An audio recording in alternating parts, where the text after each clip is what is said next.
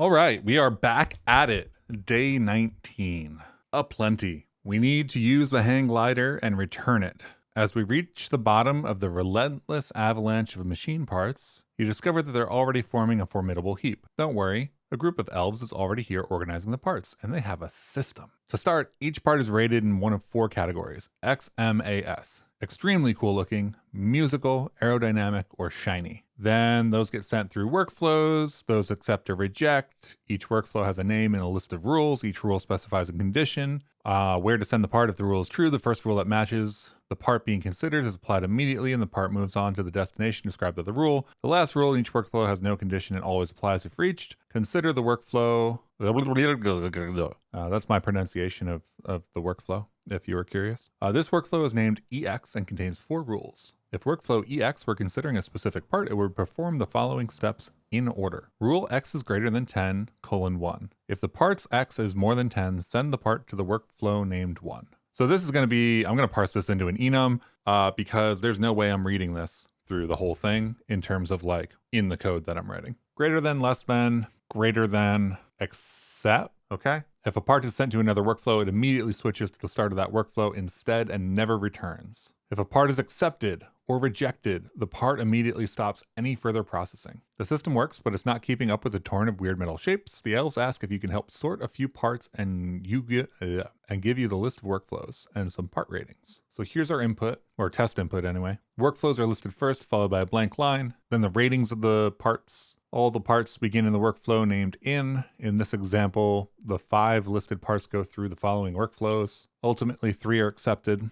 Sort through all the parts you've been given. What do you get if you add together all of the rating numbers? So we're going to have some like interpreter today. Start day 19.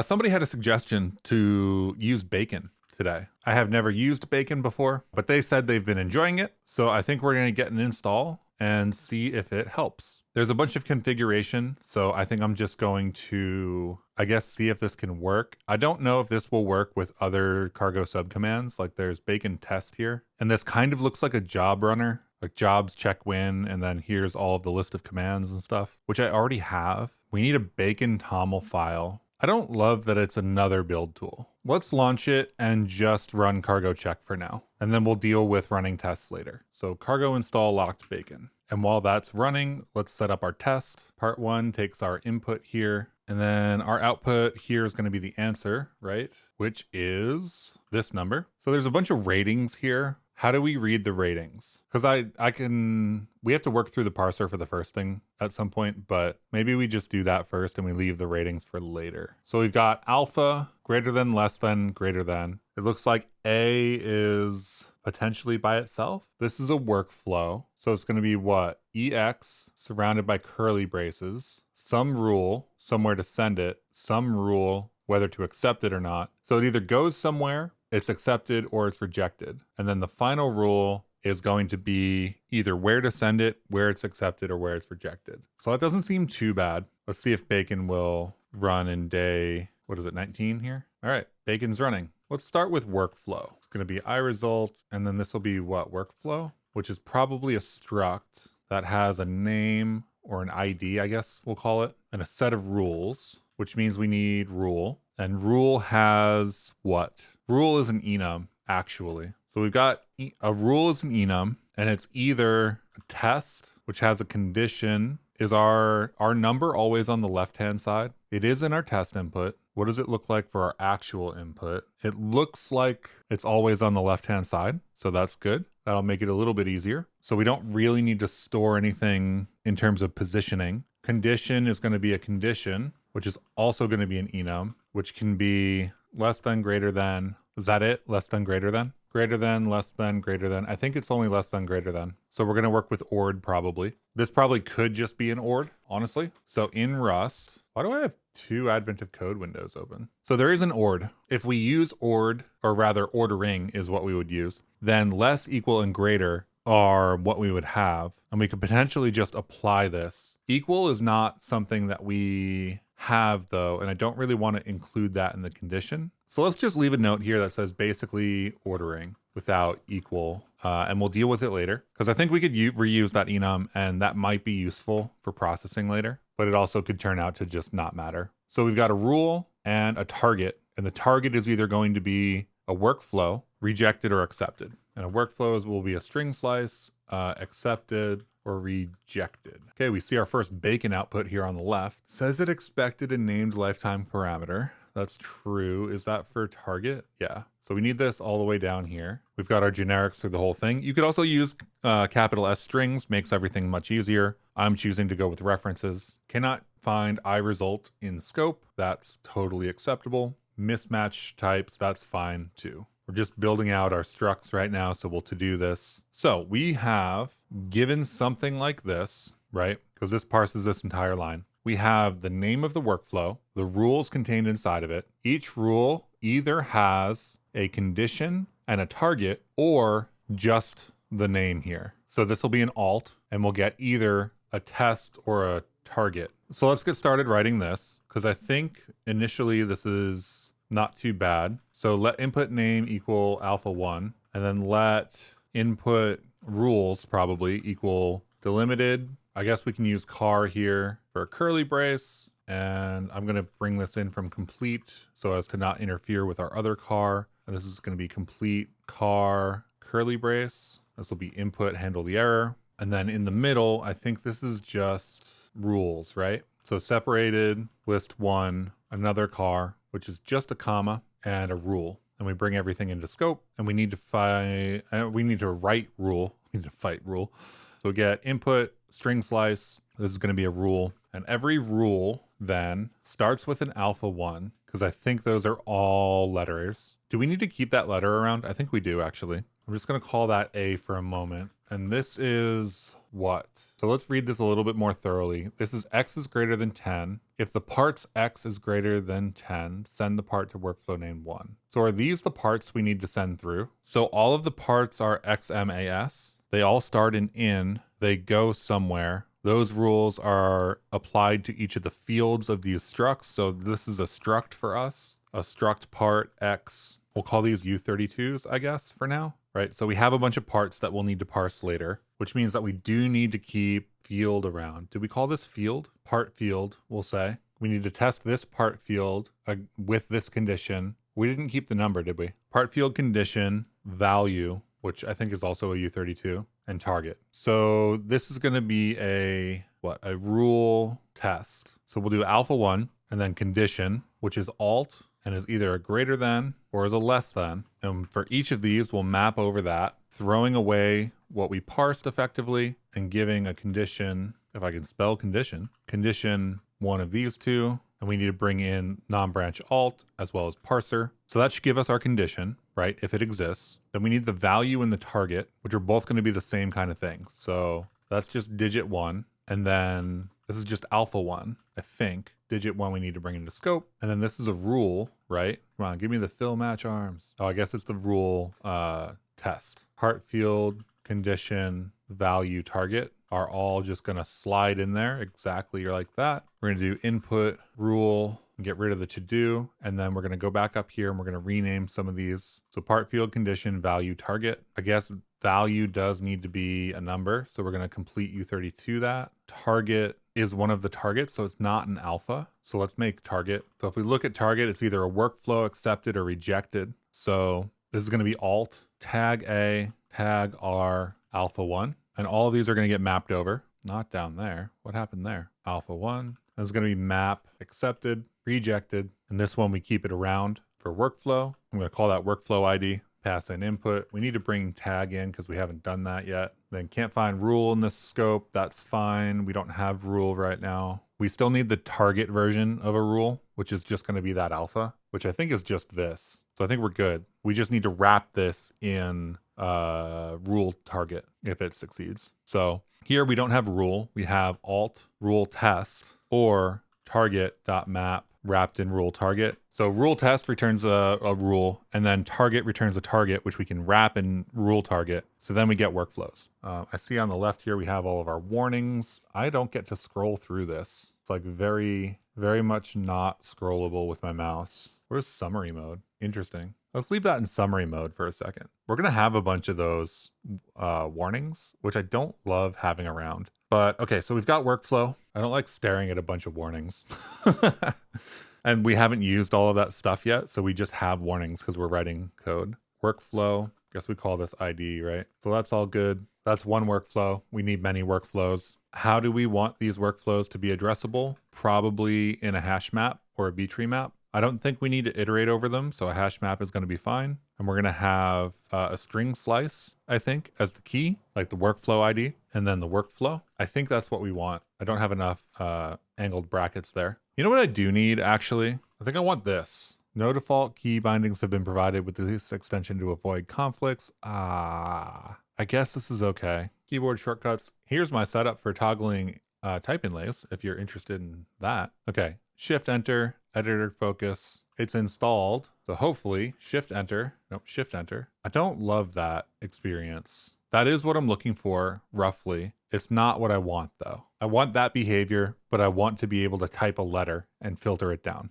I remember that. I remember having that in Emacs. It was so useful. I'm sure I could configure that extension, but I'm not going to do it while I'm recording a video. The way it currently works is way too noisy. So back to our workflows. This is going to be separated line, right? Separated list, line ending, workflow, input, bring line ending in, mismatch types, because this is going to be a vec of workflows coming in. And I could fold many here, it would save some, but let's do okay, input, workflows.iter.map, w, and then we're going to make this into a tuple, w.id, w. We're going to collect, and we've already written the type, so it should be okay. String slice, workflow cannot be built from. String slice, reference to workflow. That's because we'll into iter here, take ownership. Workflows now gives that to us. Let's grab the workflows. We are going to need both, by the way. We're going to need the parts too. Let's do input parts and workflows equal parse. I guess we'll just call it parse. Input, expect a valid parse, or should parse, I guess. Technically, the language suggestion from the Rust docs is that you should write these as should something. So we want to return a vec of parts here, and then the hash map, string slice, workflow. And this is going to be input workflows. I missed a paren or a thingamajigger somewhere. There we go. Parts doesn't exist. Part exists. And this parts parser is going to be basically just returning a vec of parts. For our parser down here, we're going to have kind of a, underscore white space 1, I think is the right thing to do there. Basically chomp all the white space until we get to the parts. The parts then are this. White space 1 is multi-space. I always think that's white space. This is multi-space, which chomps new lines as well. So parts then, separated list, line ending. This is effectively just going to be part, right? And a part is a separated list, delimited by tag, or I guess car, right? Doesn't matter, it's delimited. So delimited cars on both sides for the braces. This is going to be separated list 1, separated by tag. Tag is going to be comma, and this is going to be separated pair, alpha 1 equals sign U32. This down here is separated list 1. I guess we really want to fold many 1 here. It's a little awkward to put it in the middle here, but fold many 1. And this is going to be separated pair, terminated in an optional. I wrote this like I already brought nom supreme in. I didn't. Whoops. Terminated tag comma, but this is going to be opt because it could fail because we're doing many 1. And we're going to start with part default, mute part, next field, match next field. I guess making that not a hash map is going to make this a little bit harder to do programmatically, but I'm okay with that for now. Then I need to copy and paste this 3 more times for MAS. Mismatched, closing delimiter, probably terminated. So then we bring in fold many, terminated, opt. Part doesn't have default. So I use default here to bring in this parser result, which is going to be the next field in the count because it's a separated pair, terminated in an optional comma, which basically gives us a separated list. And then implementing default for part is super easy. We don't have anything on any of our structs yet, do we? We're going to derive debug, and I'm just going to copy that quickly before we get through that. And then we're going to put default on part, and the default for U32s is 0. So XMAS all start out at 0. I think that's a fine default value. And on all of these, I'm going to derive debug because I debug stuff out and I want it. We need this to be a single part, not a vec of parts. These need to be wrapped in braces. I don't know why I didn't do that earlier. Bacon really cuts off on the right-hand side, and I don't like it. I don't know if it's trying to be helpful or what. Expected part found unit. Yes, that is absolutely true. And then we didn't finish this. So if we have anything else, this is supposed to be unreachable. No letters that aren't XMAS. I can't scroll in Bacon and it's frustrating. Okay, so that's parts. Okay, input, parts, workflows. And yeah, okay, it was a lot of parsing, right? But there's a lot of parsing to do. And if we wanted to write tests for all of our parser, this would be probably my preferred way to do it in general. Because then we would take this, we would throw it into a different module, we'd test the parser extensively, and we could test each individual part. So a little bit much probably for advent of code specifically, but overall, probably what I would do normally. Let's get out of Bacon. Just test day 19, part 1. Input less than code car. How far is 2006 in our input? It's like the first thing, right? So name, delimited, and then it should fault on that if it is, right? Complete car, separated list, comma, and then alt, either a rule test or a target. Rule test should fail, and then target should happen. And then I think this is the complete car that's failing then. So let's write a workflow parser test. This is going to be our input. We're going to assert equal on what we expect this to be, which is a workflow with a name of PX and a set of rules. Rule test A less than 2006, target QKQ, test M, condition greater than 2090, target accepted, rule target, Rust analyzer broke for some reason. Target workflow, RFG, workflow input, expect, should parse a workflow. That should fail for us now. We do need, because we're setting up this test, workflow, rule test, and condition, etc. all have to have eq on them. So these are all exactly equalable. So I'm going to do partial eq and eq. So we need that on target. We need that on rule. We need that on basically everything.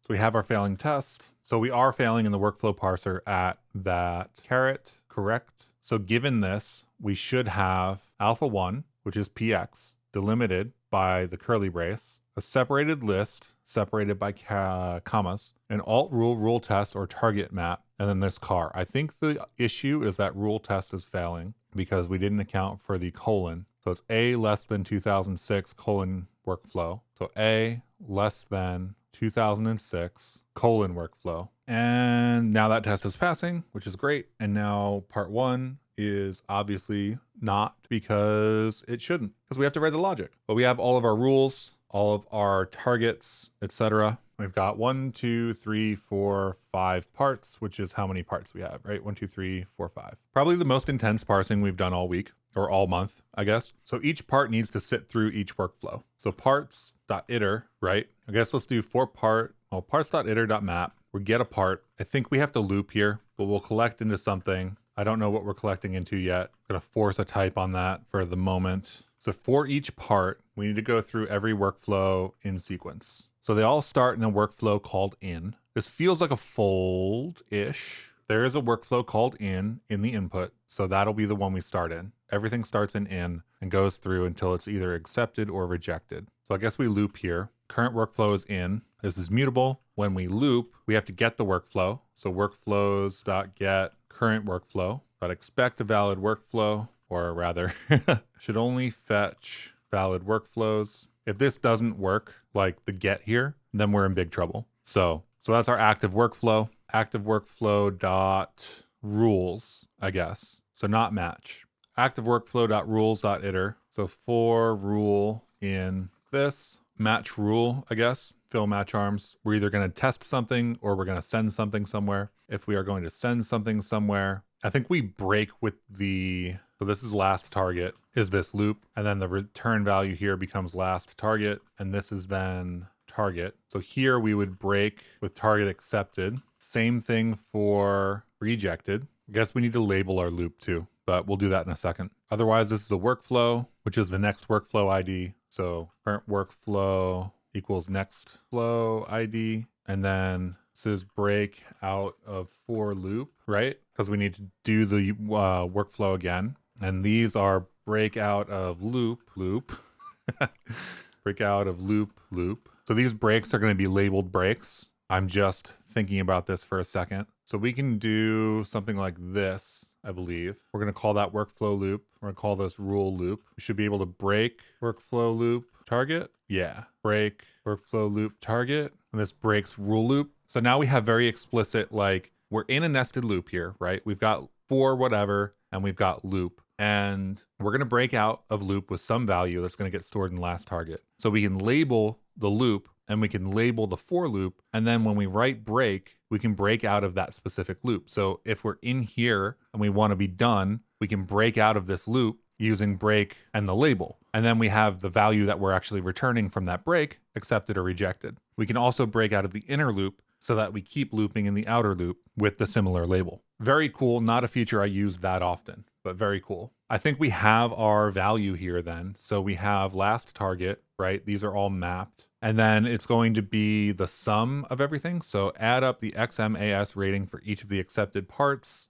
So anything accepted, we add everything and then add everything. So this loop here is map. This can be filter map. When we break out with target, I want to keep target accepted and target rejected there. So I'm going to match last target. If it's workflow, we did something wrong. Shouldn't end on a workflow. If it's accepted, we do sum in the part, and otherwise we do none. And then we don't need to filter down here. And I want to implement like summing for parts at some point. So in this case, I'm just going to write part, and we're going to do part.x plus part.m plus part.a plus part.s. And this will sum into right now a U32. And this can't be unit, which we forced it into earlier. And this will be okay, result to string, unless I have something that is significantly an issue here. I did not close that sum. So if we run this, we should hit a to do pretty quickly and fail the test. 2 tests, 1 skipped, failures, input failure, failed at not yet implemented on 186. Perfect. So here we need to apply a rule. So maybe we break this out, impl rule, apply to part, so self, and it returns, I don't know what this returns, honestly. When we apply a rule to a part, we either need to go to, we're going to get back a target, I think. Get our lifetimes in here. So we've got some part, a field, a condition, a value to test against, and a target to return if it passes. So is this some target? I think this is option target because this rule might pass. If it passes, we go to a target. If it doesn't pass, then we don't. So rule test gives us these, which is self right now. So we need to match on self.part field, bring this out, right? Match on self.part field. Part field is a string slice, which is going to be X, M, A, or S. This is the part where if we had a hash map, it would be a little bit easier programmatically, but I don't really care, right? Because we're basically doing this again, and this should be unreachable because parts only have X, M, A, or S. And then when we match on the part field, that gives us the value. So part.x, part.m, part.a, or whatever. So we've got our test value, assuming I didn't mess something up with part field. What are we getting there? No part field on type part1 rule. Oh, I guess that's not what I need to match on, is it? Oh, right, because this could theoretically be either of them. I guess we could put all the logic in there, can't we? So I kind of already matched on target, but I basically made this what we're doing. So I think I'm going to copy this for a second, bring it up here. And this is really what we need to do. But this is going to return these from here, and then we'll match on them later. And if this is a target workflow, right, then we return workflow, yada, yada, yada. And then inside of this is kind of the logic we need to write here. So this goes here, and this is match self. These are all our return types. Workflow is an issue for some reason. Oh, because we need to make sure that this is not a reference to a target, because we could be, well, actually, if this is just a target, then we just need to unwrap it here. So we could be doing that. But for any target here, we return target. Get rid of these matches because they don't really matter. We want to dereference this effectively. And then this is our other one, which needs a to-do at the end to stop yelling at us in the editor. Okay, so now we have part field, which is a double reference to a string slice. So we'll dereference that. That gives us our test value. So we match on condition. And this is where we do the ordering, right? So we have our condition here. I don't think we brought ordering in scope, so we don't have it right now. We do need to bring it in. Standard comp ordering is what we're looking for. And then I guess greater. So this is conned, right? This is what we need to match. And we need to do test value.comp value equals conned, then target. I don't think we can dereference these right now because we didn't implement that, but that's okay. Move because we don't implement copy. We could implement copy here, but if we do this, then we are passing back a reference, right? And we're saying that we're not passing back a reference. But can we pass back a reference? We can just pass back a reference. We're never constructing our own reference, or we're never constructing novel target data here. So we can just pass back a reference. So we have apply to now. And if my scroll wheel will cooperate, then this rule isn't what we're matching on. We're matching on rule.apply to part. I guess part should be a shared reference if it's not up there. And then we don't need to do all of these matches. We need to do some of these matches. That is too many. Accepted, rejected, workflow. We've already written the logic for those. Part needs to be a shared reference up here. If it's not, it is not. It should be. We don't need to modify part. So we do need our sum here. If none, then we keep looping, so we don't do anything. If sum, we break out with the appropriate value. Sum target workflow, we have to set the next workflow before we break out of the for loop and then keep going. And that should overall work for us, right? And now we're passing our tests. So we got all of our logic correct. Of course, always, that logic is not going to work for us in part 2. I already know that because of, that's just how it works in Advent of Code. So we run this. This gives us a number, and that's our gold star. So we wrote a lot of code, but we leaned very heavily on the type system. We've leaned very heavily on being able to parse this out. And once we had everything all lined up, it was very straightforward to just kind of chunk the types into place and get everything to work out. Now let's see why we did this in the wrong way. And all of that code runs in 162 microseconds. So maybe slower than other people's, probably. We did quite a bit of parsing, for example. I don't know how much the parser is compared to the rest of the runtime, but not mad at 162 microseconds on some very, in my opinion, maintainable code. I would be able to go back to that and figure out what was happening. So even with your help, the sorting process still isn't fast enough. One of the elves came up with a new plan.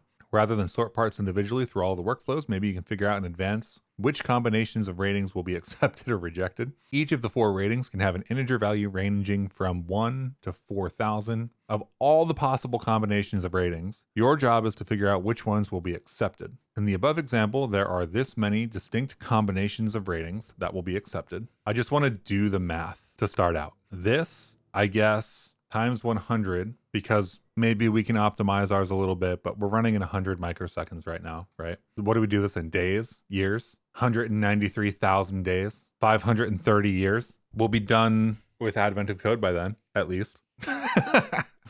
Anyway, there's no way we can actually calculate all the distinct combinations, even though we just built a rules engine that is running a cycle in a microsecond, or 100 and something microseconds. If we ran in a single microsecond, we could get it done in 5 years. Okay, so what do we do? Is this dynamic programming again? Is this cutting off earlier again? Is this working backwards from our rule set? We're trying to figure out how many distinct combinations will be accepted. So we have a bunch of rules, and we have a bunch of numbers associated with those rules. So can we work backwards to generate some kind of algorithm that we can run once instead of running all of the rules? Working backwards would require us to know where the end is. So for example, this A, for something being accepted from this A, which is the RFG end A, it would have to be at this point less than or equal to 2440, or, well, there's 2 rules here, right? So they combine really. So that's not exactly the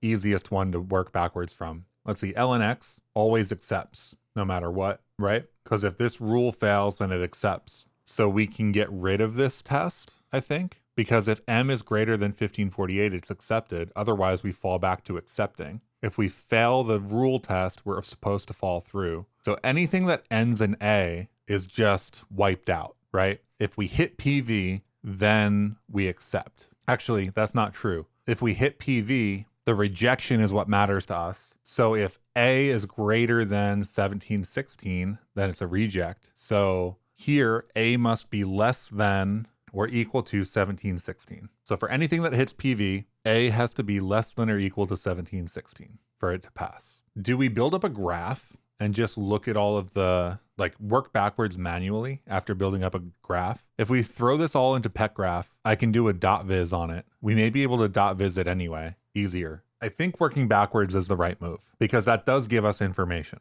If we hit PV, we have to have had a number less than or equal to 1716. What sends us to PV? This one sends us to PV. So now we know that A has to be less than or equal to 1716, and M has to be greater than 83838. Well, no, it has to be less than. Sorry, less than to pass through this. Well, M doesn't matter here, I don't think. It only matters in the sense that we'd never hit this test. But can we work backwards and develop a singular, like, mathematical expression of some kind from this? I feel like that's what we're going to have to do. I can't think of any other way. So we either have that option. We can either work backwards and see if that's even a possibility. But what does that look like if we move it forwards? Because there's one other day that's done math in terms of like groups of stuff, right? And that was the range day. And we're kind of into the part of Advent of Code that reuses earlier solutions. Like yesterday was kind of a redux of day 10. I won't say what it was in case you haven't done that day yet, but we have worked with ranges before. And this looks somewhat suspiciously like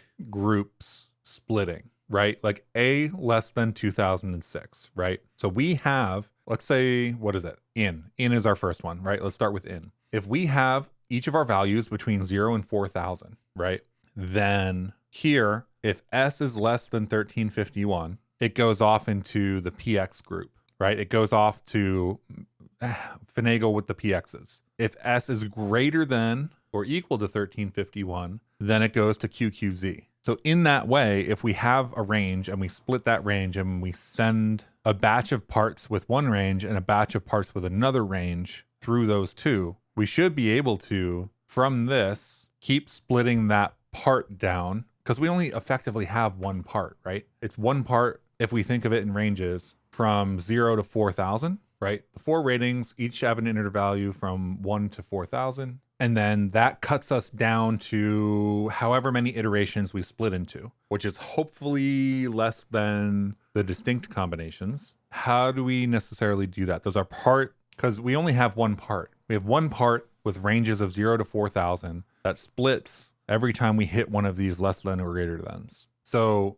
this is almost not, I think, how many combinations of ratings will be accepted by the elves workflows? So at the end of the day, if we split, eventually we get down to a part that is holding some range that is accepted. And then we do combinations on those part ranges. That's a huge question mark in my head. Combinations on those part ranges. I forget. What is the logic for that? If we have a part where like X has a range, M has a range, A has a range, and whatever has a range, then it's the permutation of that, the Cartesian product of that. It's a multi-Cartesian product of that. Because a Cartesian product from a range of X's and a range of Y's would give us every point in a grid. So I think that's what we want. I think we want the combination of every X with every M with every A with every S. So it's a multi-Cartesian product. Okay, I think that's our answer, which means that I think that we can forget about the parsing everything past the rule set, which means that let's copy and paste this here and because I think we're going to change our part definition. I think our part is going to hold ranges, which means that our parser can't actually work. So I think our 0 to 4,000 here, right? U32s are fine, but I think our part definition changes to range. And this is literally going to be 0 to 4,000 to start with. It says a maximum of 4,000. So it's 1 to 4,000. I'm reading that as inclusive. So it's number 1 is the minimum and number 4,000 is the maximum, including 4,000. So this is going to be a range. Let's just call it a range inclusive, I guess. So if we test part 2, there's a problem with that. And that is a bunch of other stuff. Default is not implemented for range inclusive U32. That's fine. I think we're going to construct our own anyway. Do we impl default here just to start off? Everything else is broken right now because we're dealing with parts that are ranges now. Let's delete our parser for parts and fix those errors in the sense that we aren't going to have parts anymore. So we just remove that from everything. This is parts.iter, but it's going to start off as a single part. So we're going to have to rewrite this. Totally fine. Let's do nothing here yet. Let's do to do here. Let's do to do here. And let's comment out all of this. And then we don't need this part parser anymore. Get rid of that.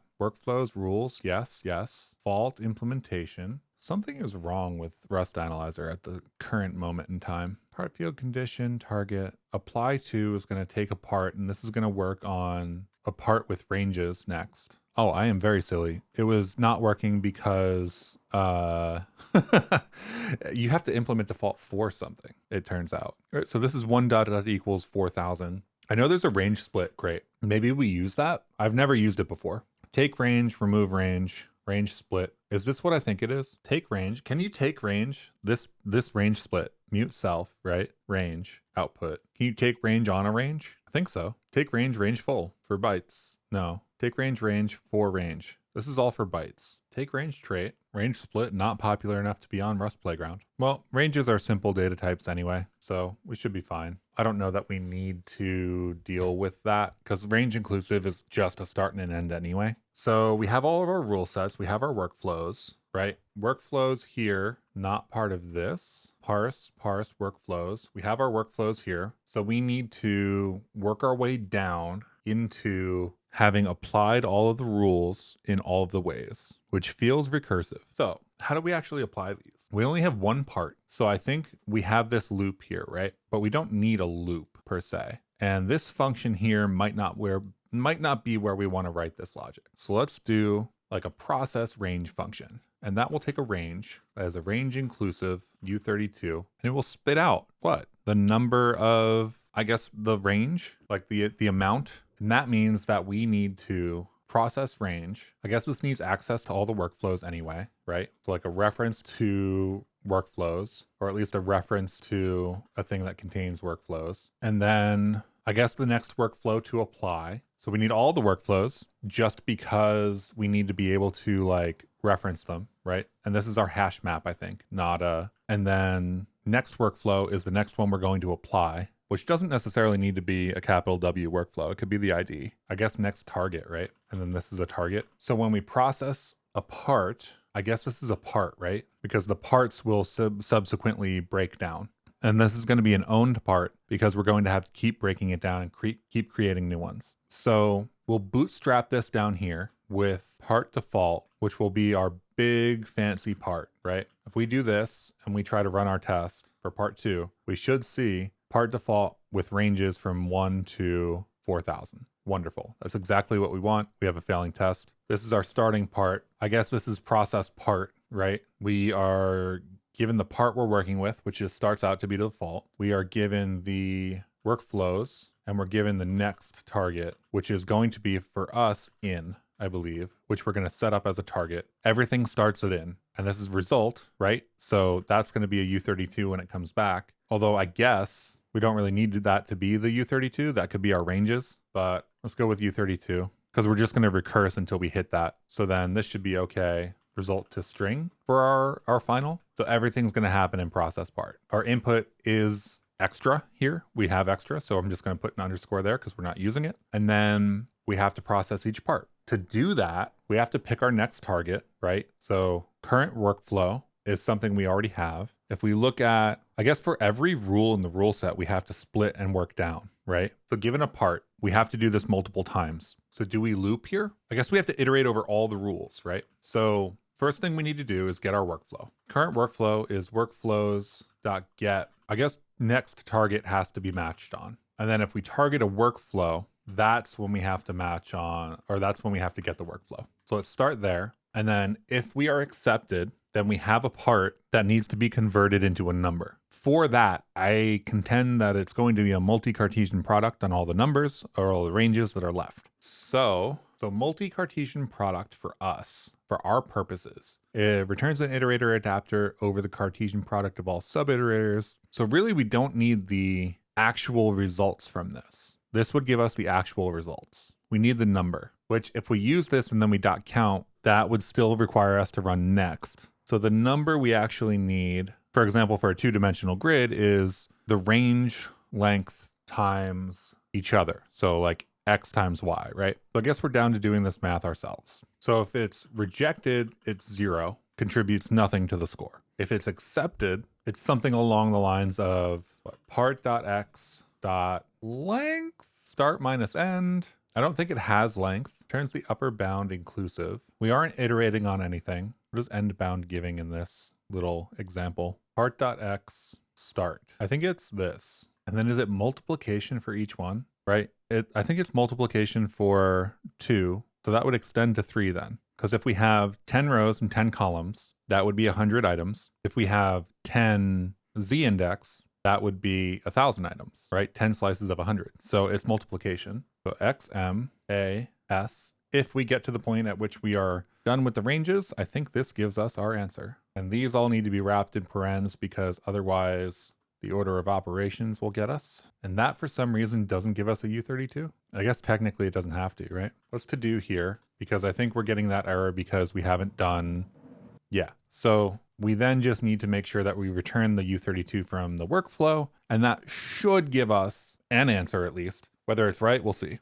So we have a workflow and we have a part with some ranges. We need to process every range, or every rule, I guess. So current workflow, expect should always produce a valid workflow given a valid ID. So current workflow dot rules, right? Dot iter. For each of those rules, we then need to, I guess, fold or collect in some way, because I think we're just going to call out over and over. So we're going to iter over rules for this. I guess we map each one. Given a rule, we now have to process either a target or a rule. For the target, I think we just pass it on to process again, and it ends up down here in the stuff we just wrote. So process part, workflows, target should work there, I think. This is very not happy with me currently. Is that for a valid reason or just because we haven't written enough code yet? That is because we didn't collect here. These are all going to be U32s when they come back, right? So we'll just sum them up because everything gets summed, so we can sum anywhere we want as long as we're returning a number. This expects an actual target. I guess we never need something that isn't a reference to a target, right? So we can just keep doing references. And then move occurs because part has part whatever. We're going to need to clone parts, or at least create new parts. I think for target specifically, we can clone. Theoretically, this runs and target could be anywhere. So we do have to be able to clone it, I think, because there's no way for the Rust compiler to guarantee that a target is at the end. So I think we're going to just implement clone on part, wherever part is, because we always want an actual part to work on. I guess we could pass in a reference, but I think we want a part. So we pass that part in, and otherwise we're down to just testing. So the testing is where our splitting is going to happen. So this is the meat of it. This is the logic, the potatoes. I have potatoes. Should make potatoes. So given our rule test and given the part that we need to establish it on, then we have, I guess, the range, right? In part 1, we've got like this logic here, right? Is that included in our, yes. So this is basically apply to that we're writing now. So maybe we break this out into apply to for this, right? We've got a rule. We want to apply it to a part. And before, what we got back was a target, but right now I don't know. So I'm going to comment this stuff and we're going to figure out what apply to is going to return. But for now, we can uncomment this and start working on it because this is basically the logic we're going to have to write anyway. So apply to part, we've got a rule given we can't do comp here because part is now ranges. But if target, then we get some target back. I think this is still some target. I think we do our splitting in here too, though. So let's work that forward and see if that's true. I think we need to split and do both, right? So given a rule, we need to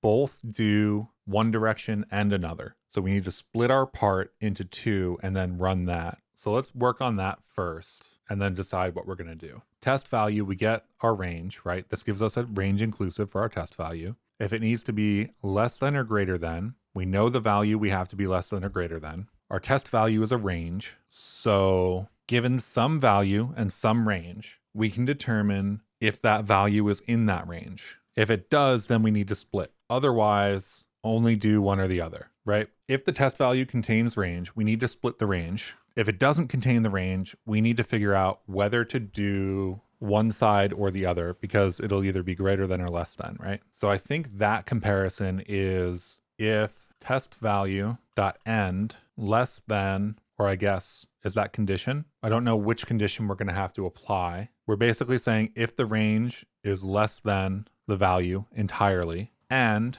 cond is ordering less, then entire range satisfies test. Otherwise, this is going to be if. So if that entire range satisfies test. Otherwise, we need to do the test like this, start and greater than value, right? If our test value is greater than value, and the condition is that it needs to be greater, entire range satisfies test, else, otherwise what? We don't satisfy the test. So if it's in the middle, we need to split into two. If it's greater than and supposed to be greater than, then we satisfy. If it's less than and it's supposed to be less than, we do satisfy. And otherwise we don't satisfy the test, which means that this is none. Whatever we do, this is the none case. So if we pass the test, we ship the test to the target. So either way, if this passes or this passes, then we are good and we have to deliver the part to the target. So in this case, it would be some target, which we would then match on when we came back. So the only iffy case here then is that we need to return like a split here. So we could create an enum of our own and do, what is this called? Apply split. And this would be part target, part none, right? Because we have part of it that needs to satisfy the target and go through to the next workflow, and part of it that still needs to be operated on under the current next rule. That's an interesting case. Do we need to be able to specify a rule, or can we let that go through a loop? So that's split. This is target, this is target, and this is target. It's a little awkward. So there's a part target there and a part no target. So one of them passes and one of them doesn't. And that's the only thing that can happen, right? So that passes and this fails. So fails just returns a part, and pass returns a target, and then target returns the target, and everything needs a lifetime because we chose to use lifetimes. This target then takes that lifetime. So these are all the conditions that we can have. We either need to send the full part to the target, or we need to send a new part to a different target and continue with another part to pass through. And I think that this will just keep looping for us. So then this doesn't need that like additional weirdness of taking a split there. This becomes an apply. This is a nonsense bit of code right there. So we're just going to leave that for a moment. Apply target is an option target because theoretically we could have nothing there, in which case it would just stop. Well, if there's none, then it's passed through, right? So I guess that's what we really should have. Like failed test, passed test, new target. Oh, wait. What am I doing? Why is that there? That's the wrong place to do that. Failed test, in which case nothing. Passed test, which is this target, in which case we don't need the option because we know we have a target. And then split, which requires one thing to go one place and one to continue. So this is failed test. This is effectively passed test because there is no test. So it just goes. And this is passed test, right? So the entire range passes the test. We go to the next target. This is two conditions that look the same. Satisfies no test is failed test. And then split is this split, which gives us one piece that needs to pass and one piece that needs to continue. So we need to split. We can either work on how to split, or we can work on what to do in the match arms. I think this target here is our past test. So let's take this, paste it in there, and I think that's our past. If it fails, we don't really need to iter here. We need to pass through. I think we need to for loop that, right? Because rule applies to part. So given a part, we need to cache this part here, right? This current part then needs to apply. Then for rule in rules, we just need to fire everything off. I'm going to call a variable sum here. I'm going to start at 0. So for rule in current workflow dot rules, right? Because we're iterating then. This is a map that we were doing before, but we really don't need map per se. For rule in current workflow dot rules. Apply the rule. If we need to split, then we reset the current part. I guess that's a fold, isn't it? If we passed, then everything goes forward, which we can model with this process part. But then we need to stop working because everything goes here. So I think we break process part. I guess we do sum plus equals process part, and then we break. Sum needs to be mutable. This needs to be current part. So for every rule, we're going to iter and not into iter, so we don't take ownership of those rules. For every rule, we're going to apply it to the current part. If we split, we get pass, which is a part and a target, or fails with a part. So if we pass, we need to do this, and fails is a part, so current part equals fails. And do we have a problem with target, or do we not really have a problem with target? Expected target found function item. That's fun. Part target. Oh, that's because target is a function, and we need pass dot one, and not with current part. We need pass dot part, which I think we can throw in because we're creating, right? Part doesn't count though. It needs to be 0. I should have named that. Let's go name that. Hang on. Actually, it's a tuple inside of a struct. Let's just leave it. It's fine. So current part equals fails, and then you continue the loop, right? Because the current part then changes. The sum is still there. We still process the fails part with the next rule because we need to. And then finally, if we failed the test, it just keeps going in the loop, right? So I think that's the right logic here, which means that eventually you pass everything, or if you fail, if we pass the test, we need to apply the result though. Not current workflow, rule. We need to match on rule here, right? So target can be failed. So we passed the test, but if we get rejected, we don't want to add this. I guess we match on target. Feels a little weird to match on target there. If it's a workflow, we have to send it. If it's accepted, we have to add it. I guess target accepted is added, right? Yeah, accepted is added. So we're good. We just send it to the target. We're good. If we pass the test, then we need to evaluate it. And we already wrote the evaluation code down here for the recursion. So sum plus equals, and then that comes back as 0 if it was rejected. If we failed, then we need to go to the next rule. If we split, then we need to sum that, which could be 0, and then also forward. So now it's just a matter of splitting our ranges.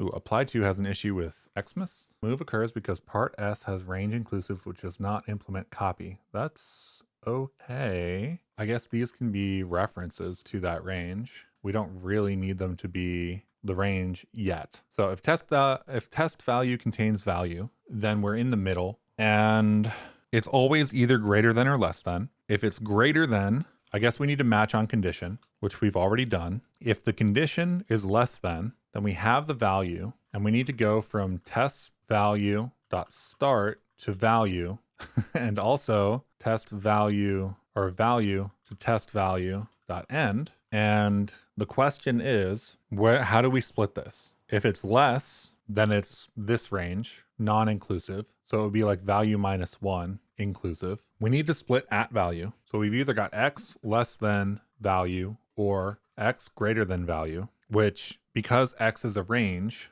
we pick out the v, the value, which is somewhere in between a and b. And we get a dot dot v and v dot dot b. This implicitly puts the value inside of the second range, but that's not entirely true if we do greater than. If we do less than, then this is correct. I think if we do greater than, that doesn't sound right. Given a range, let's say 0 to 10, make it concrete, 0 to 10, and value is 5, then if we have 0 to 10 and value is 5 and condition is less than, then we have a dot dot v, so everything that is less than 5 in one category, and everything that is 5 or more in the other category. So this is correct. If we are greater than, so a dot dot b, 0 to 10, greater than 5, then we are a dot dot equals v, because 0 through 5 inclusive, and then everything that's greater than 5 is b plus 1 dot dot b. So I think that's how we have to do it. So we have to match on this condition. We use that down here, although we use it in the same way. We don't actually do dot comp down here. So we don't actually need this cond here. So let's start working our way out of that and do this match, because this sets up the ranges differently. This is valid for less than, and this is apply split. It will be split.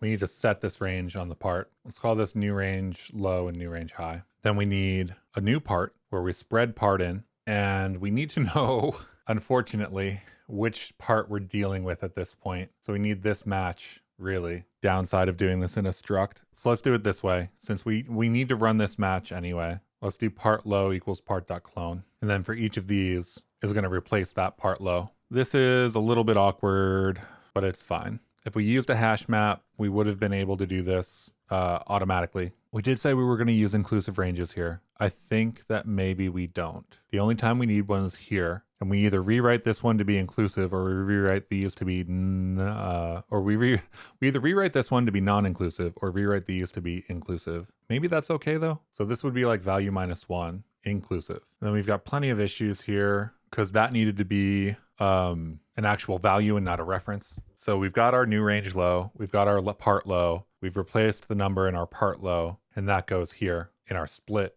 I don't like having all this logic here, but I'm going to deal with it for now. So target is fine, split part, this is going to be new part low and new part high. Let's just do that. So we have default and we have struct part, and now we're going to have impl part. So given a part, we can take an exclusive reference. We can take the field as a stir, and we can take the field, set the part. We'll call this new range. This is all going to be self, and this should mean set field, we'll call it. So when we do this, we're going to replace that with part low dot set field, part field, and new range low. We could have also made this a new function instead of a mutating function, but I felt like the mutating function made more sense at the time. So we're going to do this again, basically. Part high equals part clone, set field, new range high. This needs to go over. This needs to be inclusive, which it always is of the end. So we're good there, I think. This also needs to be the actual value because end is a reference. Something's wrong there. Arguments to function are incorrect. Expected a reference. Found U32. Is value a reference? No, we should be good there. Part low, part high split. Arguments are incorrect. Is that because of value? Where's value? Value's up here. Value's a reference. Yeah, value's a reference. That's our problem. Okay, so we've got our dereferenced value and our dereferenced test value. And then apply split. This is ordering greater because we have to write the same logic effectively. And I think the difference here is that the upper one, or rather the lower one, needs to include the value. So it's not +1 or -1, I guess, which needs to be dereferenced. And this needs to be +1 so as to not include that range. Something about apply split is off, not a value. Expected value found struct variant apply split. So this is a match condition. This is if test contains value. This needs to not be there. Oh, right, because split is pass and fail, right? Failures. What did I call it? Fails. And the part that passes here is actually part high because it's greater than. So that's all that. Then we test that and we fail because attempt to multiply with overflow. We can fix that. Every U32 is suddenly becoming a U64. Hopefully that number is right because that is a very big number to get wrong. Paste that in there. We didn't have our test running correctly. Okay, we are off, and we're off by some amount. RIP. So let's get rid of this other code that no longer needs to exist there. Yada, yada, yada. Failed test. We're too low right now. I wonder if I debug out every part. All right, we end up with 1, 2, I don't know. My mouse wheel is broken. 1, 2, 3, 4, 5, 6, 7, 8, 9 groups. I have a feeling that this math is wrong. End minus start. Maybe these are all +1. They are. Okay, so now we run this for realsies on part 2. We get an answer. We hope our answer is correct. Yes, all right, gold star. That took a very long time to write. I think that was like 3 hours of recording, but there was a lot of typing. We had the right approach. And overall, I'm pretty happy with how that turned out. I think that there's some stuff to clean up, but let's check out the benchmarks first. We are completing in, I think, the same for both of them. So part 1 is 176 and part 2 is 175. That seems pretty dope. So we're under 180 microseconds. Let's do the DAT profile today since we are, done. We've got 256 kilobytes for part 1. Let's see how it changes for part 2. 266. Very cool. So basically, sending all of the parts through is roughly equivalent to sending one ranged part through. That's kind of cool. Let's take a clippy pass because I've been doing that lately. So cargo clippy, right? But also cargo clippy fix. Let's get rid of the dat heap. Cargo clippy fix, which will run through everything in this case because I didn't scope it, but it should only hit day 19 because I think I've cleaned everything else up already. Oh, I didn't. Okay, I have another thing that I'm working on for another video for a whole bunch of different parsing examples. It looks like we hit that too. So I'm not going to add that yet. I'm just going to git reset day 2 or git checkout. Let's do git checkout too.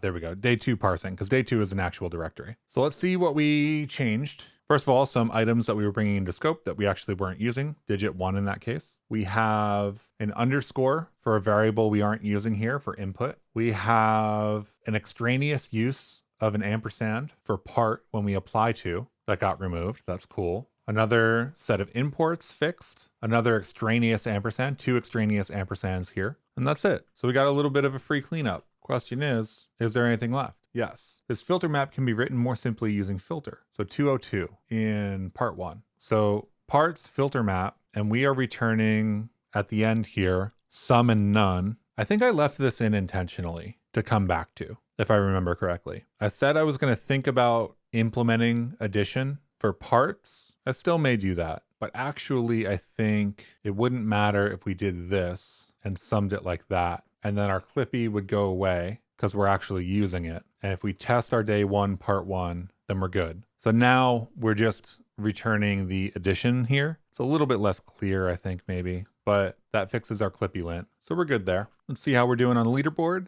Typical people up on the front, up at the top, looking for an internship, DeFellow, Greg Manning, Summa Thingamajig, Gold Armor or Oro Armor, and Siegfried. Super Tuck's up there. Let's see. We've got how many people? Okay. Starting to fall off a little bit. It's a little early for today. Still a lot of people finishing. Excited about that. The stats so far are about 8,000 people have completed either part. We're really breaking it down here. We're getting to the last couple days and people are really falling off. So we're down to 20,000 yesterday. We've got 8,000 so far for today. Let's get back and do the deep dive. There are two approaches that we took today. The first was effectively brute forcing this, just running it through. And the second was using ranges. So this was a lot of parsing. We basically have a workflow with some rules inside of it. Those rules each need to get parsed. There are multiple kinds of rules. So a reasonable parsing day. And then we've got a number of parts down here. When it comes to the parsing, we end up using this parse function here. And this parse function is, this is part two. Let's do part one. Same thing though. We end up using this parse function. This parse function returns us parts and workflows. So a vec of parts and a hash map of workflows and their IDs. This is because our access pattern, when we work on it later, is going to be accessing workflows by IDs. But for the parts, we're just going to need to iterate over all of them. So our parts parser then is split up into a workflows parser, some empty space between the two, and a parts parser. Parts parser is probably the simpler of the two parsers, given that it is a separated list of parts, and those parts cap out here, right? So we've got curly braces on either side. We fold many to create a part. This actually makes our code a little bit more verbose later on. We've got fields, XMAS, on our struct, and in Rust, you can't iterate over a set of fields to do insertions or anything like that. So we can't dynamically pluck out a field like you would be able to with, say, a JavaScript object or something like that, or a hash map is something else we could have used. I'm okay with that trade-off today. So the parser looks for separated pairs of characters and numbers, and then we take those characters and we insert those into a defaulted part. So this part has all four fields filled out to 0, and as we filter through these, we just insert the count. I feel like this turned out to be very useful. So we derived default here. So XMAS U32's default value is 0. So then the default value for a part is going to be 0 for all of the fields. For the workflows, we defined a number of structs. So we defined a workflow with an ID and a set of rules. We also defined a rule. That rule could either be a test, which was our first condition, or a target, which was our solo condition, which we'll cover in a second. Those targets, which we ended up using quite a lot of this target enum specifically. It was very useful when we were actually writing our code. And then a condition, which could have been ORed, or rather ordering, but we don't have equal, and I didn't want to deal with equal, so I didn't. The workflows parser then is a separated list line ending workflow, after which we take everything and we insert that into a hash map. We could speed this parsing up, or at least, reduce the allocations by using an iterator here or fold many, injecting them directly into the hash map. I just decided to do it in an easy way. Wasn't really a concern of mine. Our workflow parser here parses basically one line. So the name of the workflow is the first thing, that's alpha 1. Then we need to parse either a test, like it is selected there, or a target like this. We do that by using alt. So we have a rule test parser and we have a target parser. Target parser will succeed here, which is why it's second, because it would also succeed here if it was first. So we run this parser. If that parser fails, then we try the target parser, which will succeed. Our rule test parser then, for this a less than 2006 colon target, is alpha greater than or less than a U32 colon and the target. The target is also a parser. So we not only use the target parser in rule test, but we use the target parser in our alt down here. So it's rule test, which uses target, and then target itself, which we map into a rule target. That gives us this enum, which is super useful later. And then we just get these targets for free and we just keep referencing them. Overall, it was a lot of writing to write that parser, but I'm very happy with the output. It was very nice to work with while we were writing the code. I never had to worry about where something was or which field I was accessing or something like that.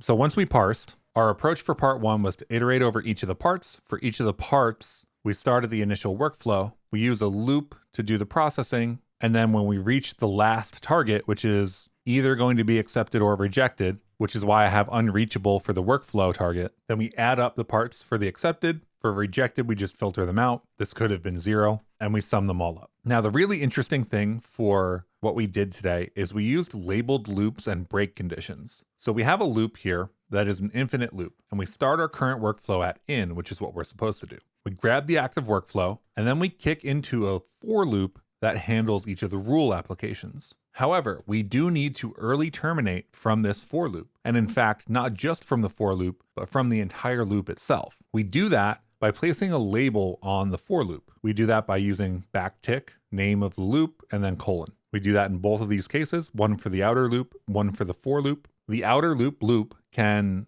accept a value when we break. So when we break here, we pass in whether it was accepted or not after we apply our rule. That kicks us all the way out to last target, at which point we match on last target and do the addition and whatever. So this inner for loop is for applying each rule in sequence until we get the result that we need. This rule applied to part gives us the target that we need to move into next. If it's none, then the rule didn't apply. If it's some, we either were accepted, rejected, or we need to forward on to another workflow. I do actually really like abstracting this logic into apply to because it makes the logic here a little bit more concise and readable. In part 2, we actually make this a different enum result. And I think that that actually would have been a good idea here too. But some target is also a fine return value. So that covers all of the logic here. We're basically looping over any workflow, right? For each rule in that workflow, we process it. If we need to move to a new workflow, we pop back out to the outer loop and we start working on that workflow for its rules, and so on and so forth until we need to pop out what we need.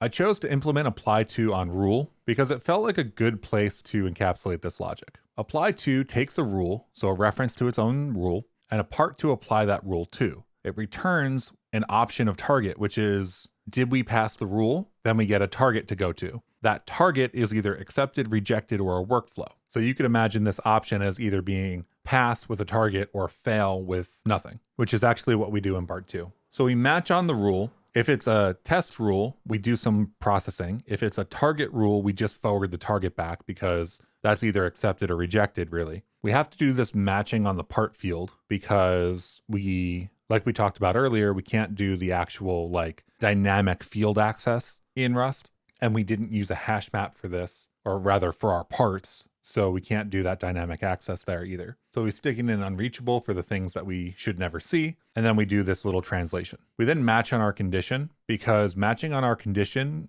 allows us to get an ordering. That ordering is super useful because we can use .cmp. .cmp is a function on the ord trait that returns an ordering. And an ordering is either less, equal, or greater. So because our test value, which if we look at the types is a U32, can be compared with the value, which is also a U32, we know whether this is going to be greater than, equal to, or less than. But we have a condition that we need to care. So if the condition is less, that is, if this comparison is less than, then it's valid. Or if our condition is greater, then if this condition is greater than, then it's valid.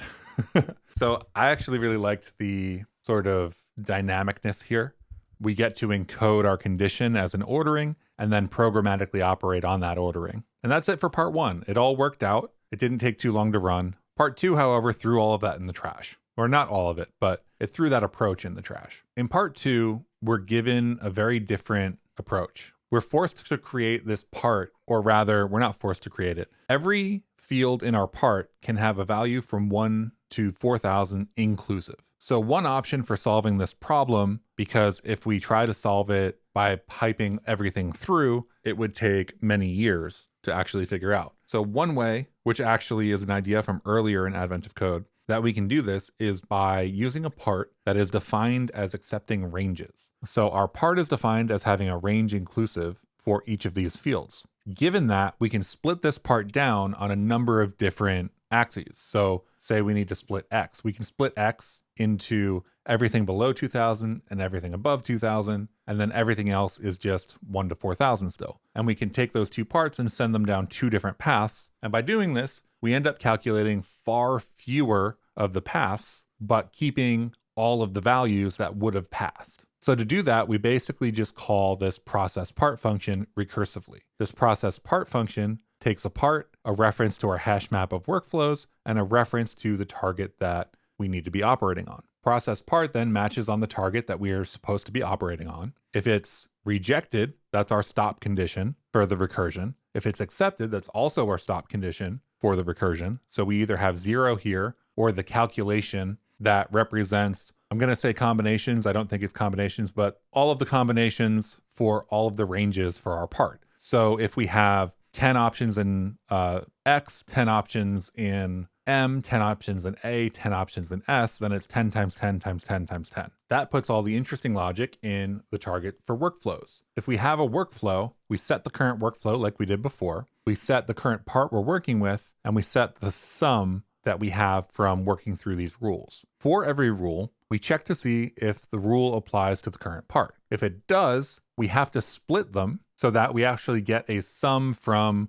the one that moved on to another workflow, and we have to set the one that fails so that it passes through the current set of rules we're working with. So this is a fork in the road, basically. This is our recursive fork in the road. Here sends it down to another workflow, which it still recurses and recurses and recurses, maybe splitting more. And here it falls through to the next rule, which we reapply this to. If we pass the test, then we just add the sum and we're done. That sum is either going to be, accepted, rejected, or onto another workflow. And if we fail, then we just need to apply the next rule. If it applies, then we do one of these two things. If it doesn't, then it doesn't matter. Critically, at the end of every rule set is a rule that always applies. So at some point, we will end. And all of that gets us down to seeing a bunch of different ranges. So if we run the test here and I put a debug in, let's do a debug here for part. I think we have to do a reference to part. But if we do that and we do part 2, actually that will pass, won't it? Let's make the test fail for a second because I only want to see the one test. Let me do 3 here. Run the test. So we can see that every part that's coming in is some range for each. We've split the range of X, not at all. This is the original range we had. But for M here, we're from 1 to 838. For A, we're 1 to 1716. For S, we're 1351 to 2770. And we get about 9 of them here for the test input. So for each of the numbers in each of the ranges, the count of the range effectively, we have to add those up and multiply them to get the total number of parts that this range part represents. Sum those all together and we get the result. So that's it for today. Hope you enjoyed it. I'll see you tomorrow.